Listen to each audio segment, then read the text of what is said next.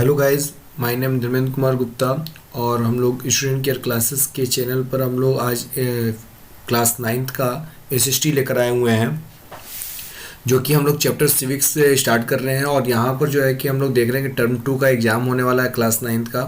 तो यहाँ पर इलेक्ट्रॉल पॉलिटिक्स के बारे में हम लोग लेकर आए हुए हैं कि क्या होता है इलेक्ट्रॉल पॉलिटिक्स।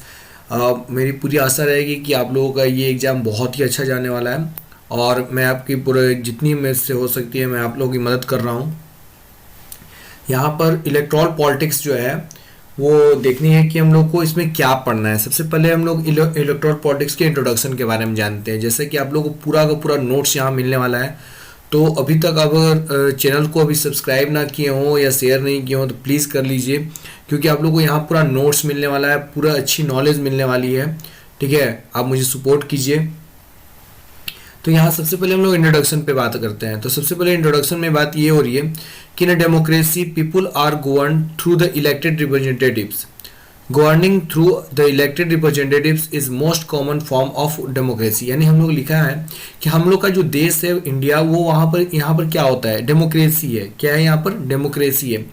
डेमोक्रेसी में क्या होता है कि लोग अपने जो द्वारा है एक चुनिंदे, ठीक है, अपने पसंद के लोगों को चूज करते हैं, जिसके कारण वो नेता बनते हैं। और नेता बनने के बाद हमारी जितनी भी सरकारें हैं, हमारी सरकार से डिमांडें हैं, उनको पूरा करने का कार्य करते हैं। दैट मीन्स वो सरकार बनाते हैं, और सरकार बनाने के बाद वो जनता की डिमांडों को पूरा करने का कार्य करते हैं। ठीक है, तो हमारा यहाँ पर जिसके डेमोक्रेसी में यही होता है कि हम अपने पसंद के जो है नेता को चूज करते हैं, जो अच्छा खासा पढ़े लिखे होते हैं, या फिर वो हमारे कर्तव्यनिष्ठ और जिम्मेवार नेता होते हैं, उनको हम चूज करते हैं। तो इनको चूज करने के लिए क्या होता है कि इलेक्शन की जरूरत पड़ती है। What is election? इलेक्शन होता क्या है? द मैकेनिज्म या procedure by which people choose their representatives at regular interval is called election. Election बाबू हम लोग कहते हैं किसको, वो प्रक्रिया को जिसके द्वारा हम जो है जनता जो है अपने रिप्रेजेंटेटिव्स, यानी कि जो हमारे नेता हैं, उनको हम लोग चूज करते हैं अपने किस खास क्षेत्र से। ठीक है, और एक समय सीमित के लिए। ठीक है, एकदम कि वो 5 साल के लिए हम लोग उनको चूज करते हैं। अगर वो बहुत अच्छा कार्य करते हैं तो हम लोग दोबारा उनको चूज कर सकते हैं। तो जो ये प्रोसेस होता है, उस प्रोसेस को ही हम लोग क्या बोलते हैं, इलेक्शन बोलते हैं। आई थिंक कि आप लोग को यहाँ तक बहुत अच्छे से समझ में आ गया होगा। चलते हैं नेक्स्ट पर। अब यहाँ पर जो हम लोग पढ़ने जा रहे हैं वो केस ऑफ हरियाणा असेंबली के बारे में पढ़ने जा रहे हैं। यानी कि इलेक्शन को लेकर एक एग्जाम्पल दिया गया है, जिसमें ये दिखाया गया है कि यहाँ पर जो है कि एक जो हरियाणा का एक हमारे इंडिया का एक राज्य है हरियाणा। वहाँ पर क्या है कि एक न्यू पार्टी बनाई जा रही है। किसके द्वारा बनाई जा रही है भाई? तो चौधरी देवीलाल जी के द्वारा बनाई जा रही है, जो कि हरियाणा के निवासी हैं। ठीक है, और एक बहुत अच्छे कर्तव्यनिष्ठ और उम्मीदवार हैं, जो कि किसानों के लिए वहाँ पर बहुत ही जो है कि किसानों के लिए काम करते हैं, किसानों का देखभाल करने का कार्य करते हैं। तो बहुत ही अच्छे एक नेता के रूप में उभर कर आए थे चौधरी देवीलाल जी। ठीक है, इन्होंने कांग्रेस हरियाणा में, उसमें कांग्रेस रूलिंग पार्टी थी। तो 1982 में हरियाणा में जो है कि रूलिंग पार्टी कांग्रेस थी। ठीक है, वहाँ पर चौधरी देवीलाल जी बहुत ही नाखुश हुए कांग्रेस के पार्टी से। ठीक है, कांग्रेस पार्टी से बहुत ही नाखुश हुए, क्योंकि वो वहाँ के किसानों को सही वर्क नहीं कर रही थी, किसानों को नहीं देख रही थी, छोटे मोटे बिजनेसमैनों को नहीं देख रही थी। तो उन्होंने अपनी एक पार्टी का गठन किया, और उस पार्टी का नाम दिया था लोकदल। ठीक है, और उन्होंने लोकदल के माध्यम से पार्टी का जो नाम दिया था, उसके माध्यम से लोगों तक प्रचार प्रसार किया। और प्रचार प्रसार के नाम से प्रचार प्रसार जो किया, उसमें इस इलेक्शन में उनको अपने को जिताने के लिए कहा, और बोला कि आप इस बार जो है हम लोग युद्ध लड़ रहे हैं, और इस युद्ध का नाम है न्याय युद्ध। ये इलेक्शन नहीं है, ये न्याय युद्ध है।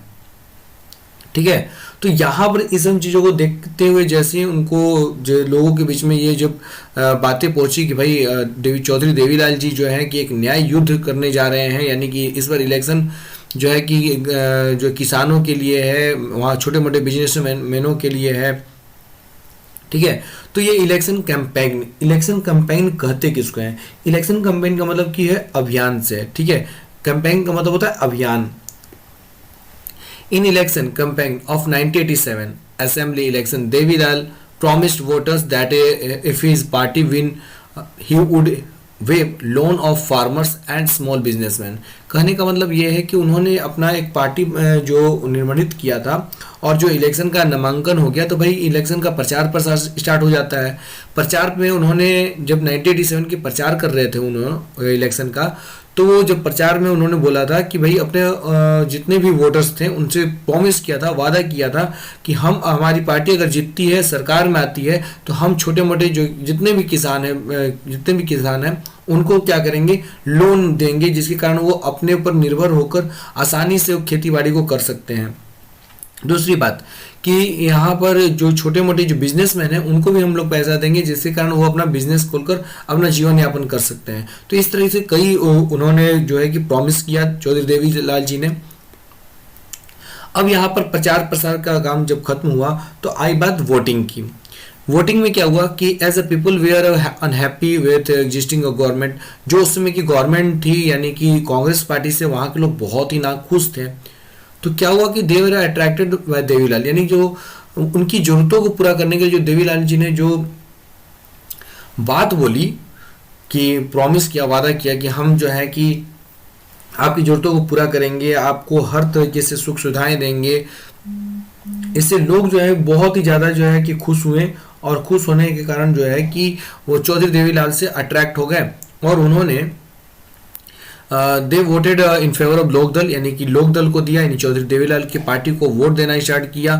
At its partner which von 26 out of 90 seats in the state assembly. और इस तरह से उन्होंने बहुत ही अच्छा एक जो है कि सीट को जीता। अब वोटिंग करने से क्या हुआ कि वोटिंग जब हो गई तो अब यहाँ पर क्या थी, अनाउंसमेंट की बात आ रही थी। किसकी बात आ रही थी? अनाउंसमेंट की बात आ रही थी कि भाई अनाउंसमेंट रिजल्ट का होने जा रहा था। तो चलिए वोटिंग होने के बाद अब रिजल्ट पर आते हैं। लोकदल वॉन 66 सीट्स अलॉन्ग, अकेले ही जो है उनकी पार्टी जो है 60 सीटों को जीतने में सक्षम हो पाई थी। 90 सीटों में से 76 सीटें उनकी जो गठबंधन की जो सरकार थी वो जीती थी, लेकिन लोकदल जो है अकेला ही 60 सीटों को जीता था, यानी 60 सीटों पर केवल लोकदल का हक था। Had a clear majority in the assembly, यानी कि यहाँ पर देखने का साफ तौर पे है कि असेंबली में, यानी कि जो लेजिस्लेटिव असेंबली है वहाँ पर लोक दल का ही वर्चस्व है, क्योंकि वहाँ पर सबसे ज़्यादा सीट जीत कर आए हुए हैं लोक दल, यानी कि यहाँ मेजोरिटी के साथ आए हुए थे लोक दल पार्टी, यानी चौधरी देवीलाल जी की पार्टी जो थी वो मेजोरिटी के साथ आई हुई थी। और कांग्रेस जो कि वहाँ के लोग बहुत नाखुश थे, फिर भी 5 सीटों को लेकर असेंबली में बैठी। As the election results announced the existing chief minister of Congress resign.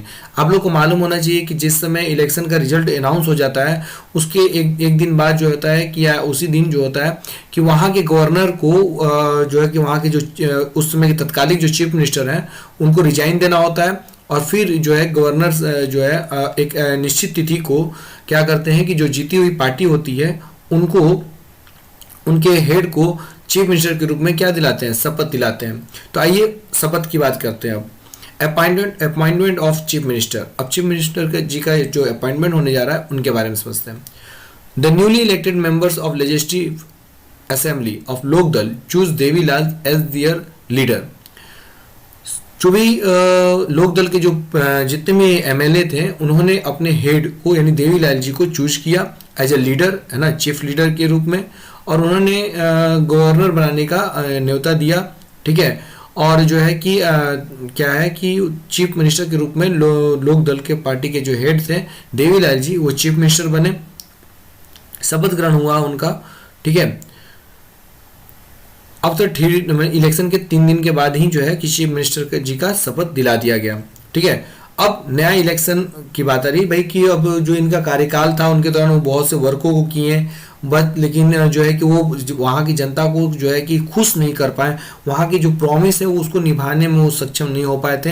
अपने से तो बहुत प्रयास किया था कि मैं इसको इस चीज़ को निभाऊं, बहुत अच्छे से करूं, लेकिन वैसा नहीं हो पाया था, जिसके कारण लोक दल को 4 साल के अंतर्गत ही, आप लोग मालूम होना चाहिए कि 5 साल तक जो भी कार्यकाल चलता है, लेकिन यहाँ 4 साल के बाद ही नया इलेक्शन कराया गया। इन 1991 इलेक्शन लोक दल did not win a people support, यानी कि इस बार जो है कि लोक दल पीपल के सपोर्ट को नहीं जीत पाया। This time Congress won the election, और पुनः जो है कि कांग्रेस इलेक्शन को जीत गया और जीतने के बाद अपनी नई सरकार बनाई। तो आई थिंक कि आप लोग को इलेक्शन कैंपेन यानी कि प्रचार प्रसार, वोटिंग यानी कि जो मतदान होता है, अनाउंसमेंट ऑफ रिजल्ट जो कि रिजल्ट का जो अनाउंसमेंट होता है, और appointment of the chief minister यानी कि जो चीफ मिनिस्टर की शपथ दिलाई जाती है, और उसके बाद अगर सही वर्क नहीं किए तो नए इलेक्शन का कराया जाता है। इन सभी चीज़ों को अच्छे से आप लोग का क्लियर हो चुका होगा। तो चलिए नेक्स्ट हम लोग चलते हैं।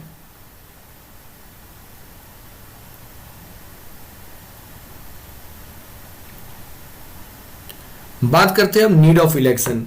नीड ऑफ इलेक्शन के बारे में बात करते हैं कि भाई इलेक्शन की जरूरत क्यों पड़ती है हमारी सरकार को, या हम लोग को क्या जरूरत है। तो यहाँ पर लिखा गया है, election are needed to elect representatives in most democracies people rule through their representatives. Election इसलिए हम लोग को जरूरत होती है क्योंकि हम लोग जिस भी व्यक्ति को जीतते हैं, चुनते हैं, है ना, जिताते हैं, वो जाकर हमारे लोकतंत्र को बनाए रखे। यानी हमारी जितनी भी चीज़ें हैं, हमारी जरूरतें हैं, हमारे लिए जो भी सही है संविधान के हिसाब से वो वर्क को करें। तो यहाँ पर कुछ पॉइंट्स दिए गए हैं, ध्यान से पढ़िएगा।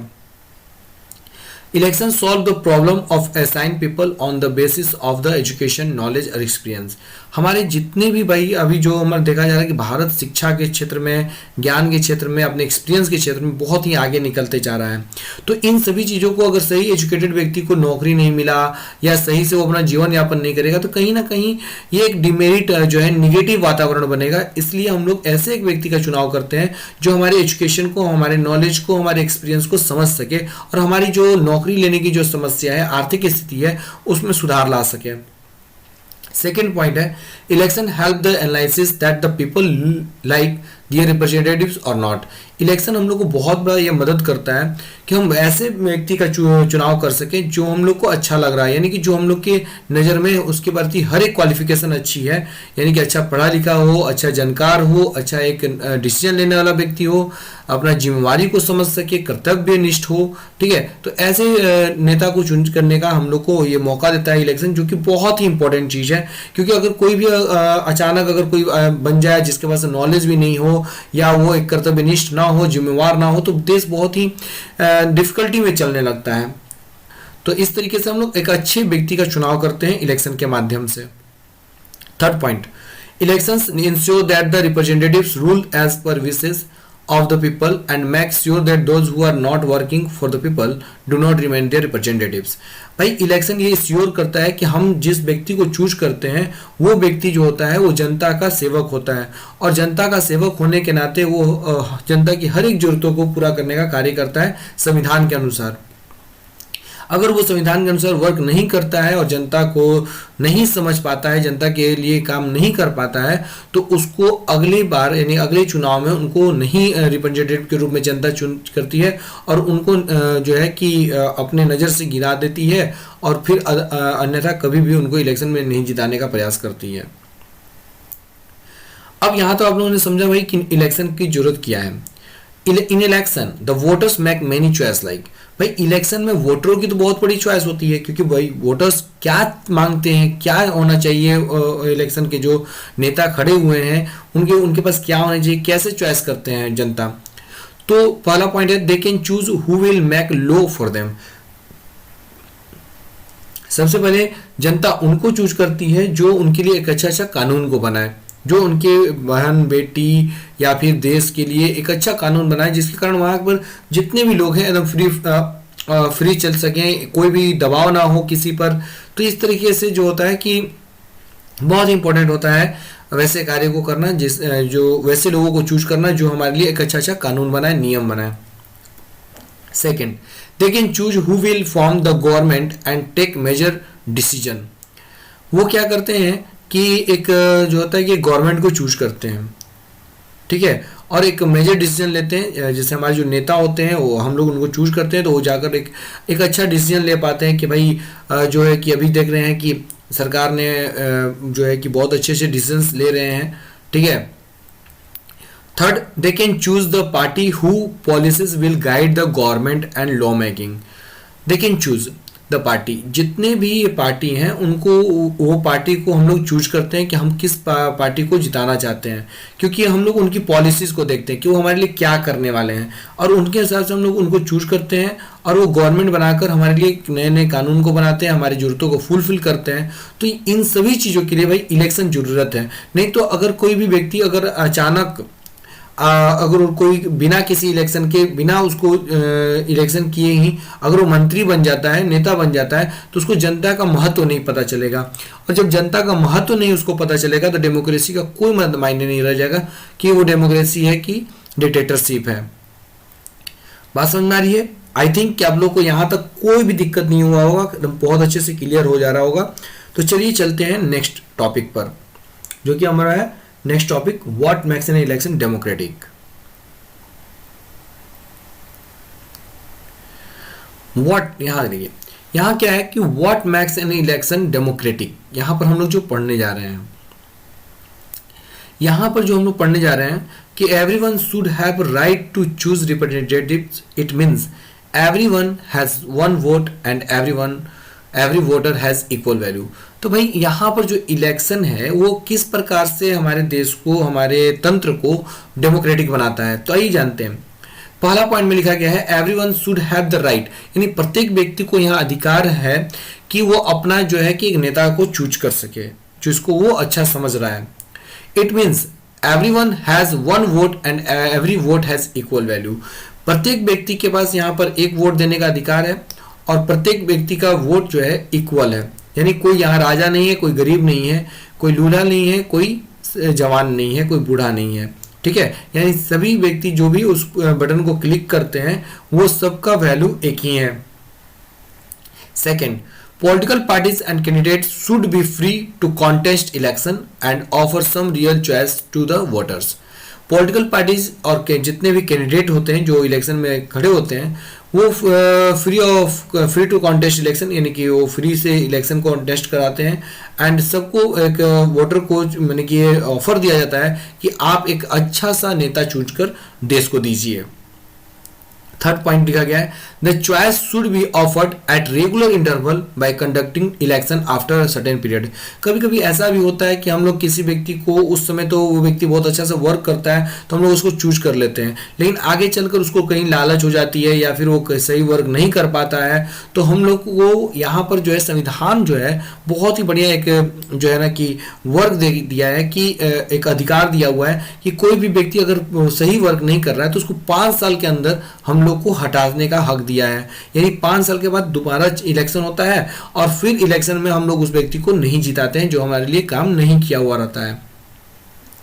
आई थिंक थर्ड पॉइंट आप लोगों का क्लियर हो गया होगा। तो फोर्थ पॉइंट है the candidate preferred by the people should get elected. अब जो कैंडिडेट जनता के द्वारा चूज किए जाते हैं वही चुनाव जीतता है और अपना मंत्रालय बनाता है। 5. Elections should be conducted in free and fair manner where people can choose representative according to their wish। यानी कि यहाँ की जो जनता है वो अपने इच्छा के हिसाब से अपने एक अच्छे कैंडिडेट को, कर्तव्यनिष्ठ और जिम्मेवार व्यक्ति को चूज करते हैं, और चूज करने के बाद स्वतंत्र रूप से ईमानदारी से चूज करते हैं, और चूज करने के बाद उन्हें असेंबली को भेजते हैं जो जाकर आगे वहां पर जाकर हमारी जरूरतों को पूरा करते हैं या हमारे लिए अच्छा वर्क या नियम कानून बनाते हैं। तो आई थिंक कि what's make an election democratic आप लोग समझ में आ गया होगा। फिर से मैं इसको आपको बता देना चाहता हूँ कि इलेक्शन डेमोक्रेटिक बनाने का क्या महत्व है, इलेक्शन को डेमोक्रेटिक कैसे बना, इलेक्शन जो है डेमोक्रेटिक कैसे सपोर्ट करता है। तो यहाँ पर ये है कि हम लोग जो अपने द्वारा चूज करते हैं, एकदम फ्री है हम लोग कि भाई हम किसी को चूज कर सकते हैं, एकदम जनता का सरकार है, ठीक है। हम लोग फ्री इधर रहते हैं कि एकदम हम लोग को किसी प्रकार का कोई दबाव नहीं होता है, फेयर इलेक्शन होते हैं और सभी व्यक्तियों को अधिकार होता है वोट देने का, जिससे हम लोग के बीच में एक इक्वलिटी बनती है। क्योंकि वोट देने के लिए जो लाइन बनती है उसमें ना कोई गरीब होता है ना अमीर होता है, ठीक है, ना बूढ़ा होता है ना जवान होता है। हालांकि थोड़ा सा बूढ़ा को थोड़ा सा दिया जाता है रेफरेंस कि भाई आप जो है कि जवान जो लोग होते हैं वो बोलते हैं कि भाई बड़े पहले बूढ़े लोग को करा लिया जाए तब हम लोग आराम से कर लेंगे, क्योंकि हम लोग तो खड़े रह सकते हैं लेकिन वृद्ध जो व्यक्ति हैं वो खड़े नहीं रहते, तो उनको आगे करके वो लोग दिलवा देते हैं। तो काफ़ी अच्छा एक तालमेल बन पाता है इलेक्शन के टाइम में, देखने को मिलता है, भाईचारा को देखने को मिलता है। चलिए नेक्स्ट पॉइंट पर हम लोग चलते हैं, जो कि हम लोग का नेक्स्ट पॉइंट है पॉलिटिकल कंपटीशन। यहां पर भाई अब देखने वाली बात यह है कि हमारे पास बहुत सारे पार्टी हैं, बहुत सारे पार्टी होने के कारण जो है कि हम लोग का इलेक्शन जो है कंपटीशन में बदल जाता है। ठीक है, सभी पार्टी आते हैं और पार्टी बोलते हैं मैं ये करूंगा, मैं वह करूंगा, भाइयों बहनों मैं ये भी करूंगा, वो भी करूंगा। तो ये तरह तरह की बातों को बोलते हैं और इस तरीके से कंपटीशन काफी हार्ड हो जाती है, लेकिन इसमें फायदा कहीं ना कहीं जनता का ही होता है। चलिए कैसे होता है जानते हैं। Political competition take place when different political parties compete to gain the confidence and the vote and the voters। भाई जब भी वो प्रचार प्रसार करने आते हैं वो पूरे तरीके से बोलते हैं, पूरा दावा करते हैं कि हमारी ही पार्टी है जो जीत रही है और आप अपना वोट बर्बाद ना कर कर हमारी पार्टी को दीजिए। अगर हमारी पार्टी अगर आती है तो आप किसानों के लिए ये करेगी, नए युवकों के लिए एजुकेशन के सेंटर्स खोल देंगी, तरह तरह की बातों को बताते हैं जिससे वहां की जनता जो है लाभान्वित हो जाती है, यानी लाभ प्राप्त करने के लिए उनको पसंद करने लगती है। They make promises, give incentives, motivate to voters to vote them। वो क्या होता है कि वहां पर वादा करते हैं कि भाई हम कसम खा के बोल रहे हैं कि हम अगर हमारी सरकार आती है तो हम इतने लोगों को रोजगार देंगे, हम ये चीज सस्ती कर देंगे, यहाँ पर जो है स्कूल कॉलेज खुलवा देंगे, स्किल डेवलपमेंट कराएंगे, तरह तरह की बातों को बोलते हैं जिसके कारण वहां के जो वोटर्स हैं वो उनसे अट्रैक्ट हो जाते हैं, एक मैग्नेटिक फील्ड बनाते हैं बाय द प्रॉमिस। ठीक है, this electoral competition has many demerits. Like electoral competition में यानी जो कंपटीशन होती है उसकी बहुत सी डिमेरिट्स हैं, बहुत सी डिमेरिट भी है और मेरिट भी है। आइए पहले डिमेरिट से जान लेते हैं। It create a sense of disunity and factionalism and party politics in every locality. क्या होता है इसके दौरान कि सभी कोई जो होता है कि अलग अलग तरह के बदनामियों को करने लगते हैं, तरह तरह की बातों को एक दूसरे के बारे में विरोध बोलने लगते हैं, जिसके कारण एक डिसयूनिटी बन जाती है। बहुत से लोग एक दूसरे पार्टी को सपोर्ट करते हैं तो दूसरे लोग दूसरे को सपोर्ट करते हैं, जिसके कारण उनमें कभी बहस या वाद विवाद की भी संभावना बन जाती है। तो इन सब चीजों को करने से बचना चाहिए हम लोगों को। Second point, different political parties and candidates often use dirty tricks like a booth capturing to win election। कुछ लोग ऐसे होते हैं जो दबंग होते हैं और वो इलेक्शन लड़ रहे होते हैं किसी भी पार्टी से लेकर टिकट लेकर। क्या करते हैं वो इलेक्शन जीतने के लिए या तो बूथ को कैप्चर कर लेते हैं या फिर किसी भी तरीके से वहां के लोगों को खरीदने का प्रयास करते हैं, यानी जो इलेक्शन जो वोटर्स हैं उनको पैसा देते हैं, किसी भी तरीके से वो जीतने का प्रयास करते हैं जो कि बिल्कुल तरीके से गलत है। Third, the pressure to win electoral fight does not allow to form usual long-term policies। यहाँ जो pressure to win electoral fights, यहाँ पर जो है कि पूरा तरीके से जो है कि पूरा प्रेशर दिया जाता है वोटरों पर भाई कि आप इनको वो दीजिए। कुछ लोग फोर्सफुली कहते हैं और एक माने कि जो है कि एक नीति के तहत जो कि बुरी तरीके से गलत है ना, इस तरह से करते हैं। 4 पॉइंट है, सम good people who may wish to serve the country do not enter in electoral competition। क्या होता है कि बहुत से लोगों को जो एक कमजोर वर्ग का व्यक्ति होता है उनको डरवा दिया जाता है कि भाई अगर आप इलेक्शन लड़ते हैं तो हम आपको ये नुकसान पहुंचा देंगे, वैसे कर देंगे, ऐसे कर देंगे, तरह तरह से नुकसान पहुंचाने का धमकी देने लगते हैं, जिसके कारण एक ईमानदार और एक सक्षम व्यक्ति जो है कि इलेक्शन में कंपटीशन में नहीं कूद पाता है और वो वहां से चला जाता है। कुछ ऐसे पार्टी हैं जो पैसे के दम पर बाबू जो है कि टिकट को देते हैं, जिसके कारण एक अच्छा उम्मीदवार जो है कि अपना वर्क नहीं कर पाता है और वो पैसे की कमी के कारण जो है इलेक्शन में पार्टिसिपेट नहीं कर पाता है। बहुत से ऐसे पार्टी हैं, आप लोग को यहाँ पर मैंने फिगर में बहुत से पार्टियों का दिखाया है सिंबल, जैसे साइकिल समाजवादी पार्टी का है जो यूपी में है, और कमल जो कि सेंट्रल पार्टी है बीजेपी का, और बीजेपी का ये सिंबल है। यहाँ जो हैंड है वो कांग्रेस का है। आम आदमी पार्टी देख रहे हैं आप, हाथी मायावती जी का है भाजपा, और तीर जो है बिहार के जेडीयू यानी नीतीश कुमार जी का है। तो इस तरह से आप देख सकते हो यहाँ पर तरह तरह की पार्टियों को दिखाया गया है। अब यहाँ पर डिमेरिट को समझ लिए, आइए कुछ मेरिट्स बातों को समझते हैं कि भाई इलेक्ट्रल कंपटीशन से जो कंपटीशन हो रही है इससे क्या जनता को फायदा है, आइए जानते हैं। तो फर्स्ट पॉइंट में लिखा गया regular electoral competition provide the incentive. जिससे क्या होता है कि जितने भी रेगुलर इंटरवल में जो 5-5 साल पे इलेक्शन होते हैं उसमें लोग तरह तरह के मुद्दाओं को लेकर आते हैं, जो नेता आते हैं, डिफरेंट पार्टी डिफरेंट डिफरेंट है बना प्रोमिसेस एंड प्रोपेगेंडा लेकर आती है। क्या लेकर आती है कि भाई अगर हम जीतते हैं तो हम इतने स्कूल बनवा देंगे, तो उसको देखकर दूसरी पार्टी बोलती है कि स्कूल बनवाएंगे, हम कॉलेज बनवा देंगे। कुछ पार्टी बोलती है कि हम जो है कि नीट का एग्जाम आसान कर देंगे, या फिर आगे की पढ़ाई का फी आधा सरकार उठाएगी आधा बच्चे उठाएंगे, जिसके कारण कहीं ना कहीं ये जनता को फायदा होती है। सेकंड पॉइंट लिखा गया है कि important issue are raised by the political parties and leader due to the competition. अब जिस राज्य में अगर है राज्य वाइज या देश में है तो देश वाइज जिस तरीके का बहुत बड़ा इशू रहता है उसको सॉल्व करने का कुछ कुछ लोग बोलते हैं कि हम इस अगर हमारी सरकार आएगी तो हम ऐसे प्रॉब्लमों को सॉल्व कर देंगे, जैसे बिजली हो गया, खाना हो गया, रहना हो गया, या फिर छत की बात कर दी जाए। तो ये सब जितनी भी चीज़ें हैं उन सभी डिफिकल्टियों को दूर करने का बात किया जाता है, या फिर जॉब को लेकर अगर बात की जाए, एम्प्लॉयमेंट को लेकर बात की जाए, तो भी यहाँ पर बहुत बड़ा फायदा होता है। तो आई थिंक आप लोगों को सेकंड पॉइंट क्लियर हो चुका होगा, क्योंकि डिफरेंट डिफरेंट पार्टीज आते हैं तो डिफरेंट डिफरेंट इशू को भी जो बहुत ही ज़्यादा जो इशू बहुत ही मैंने डिफिकल्ट इशू होते हैं उनको भी सॉल्व करने का प्रयास करते हैं और वादा करते हैं कि हमारी पार्टी इस चीज़ को सॉल्व करेगी। थर्ड पॉइंट लिखा गया है it help to force political parties and leaders due to the competition. इस कंपटीशन के कारण क्या होता है कि हम लोग कभी भी किसी भी पार्टीज को अंदर दबाव में ला सकते हैं, प्रेशर में ला सकते हैं कि वो हमारे लिए काम करे, अन्यथा हम उनको जो है कि अगला बार नहीं चुनाएंगे और दूसरे पार्टी को जो है कि चुनाव में जिताकर हम अपना वर्क करवाएंगे, क्योंकि भाई हमारी जनता जो है उन जनता का ही फायदा होना चाहिए। ठीक है, तो यहाँ पर जो है कि on the basis of above merits and demerits, जितने भी हम लोग मेरिट और डिमेरिट पढ़ते हैं तो हम लोग समझ सकते हैं कि इलेक्टोरल कंपटीशन अच्छा भी है और खराब भी है। भाई जो कोई भी चीज़ हो वो अच्छा भी है और खराब भी है, बात समझ आ रही है। तो यहाँ पॉलिटिकल कंपटीशन बेटर है, क्योंकि इसमें जो होता है कि कंपटीशन में लोग जो वादाएं करते हैं उससे कहीं ना कहीं जनता को जो है कि बहुत ही बड़ा फायदा पहुंचता है, बहुत ही बढ़िया वो वर्क करने, और वो 5 साल में देखते हैं कि अगर हम लोग 5 साल में वर्क नहीं करेंगे तो कहीं ना कहीं जनता हमें अस्वीकार कर देगी और फिर अन्यथा कभी नहीं जिताएगी। लेकिन कुछ दबंग लोग जो होते हैं इसको मेरिट को डिमेरिट में भी बदल दिए हैं, क्योंकि जीतने के लिए वो कुछ भी हद तक पार कर जाते हैं। तो आई थिंक कि पॉलिटिकल कंपटीशन पूरी तरीके से आप लोगों का क्लियर हो चुका होगा। अब तक से जो भी बातें आप लोगों को बताई गई, जो मेरिट और डिमेरिट की बात की गई, वो पूरी तरीके से क्लियर हो चुका होगा।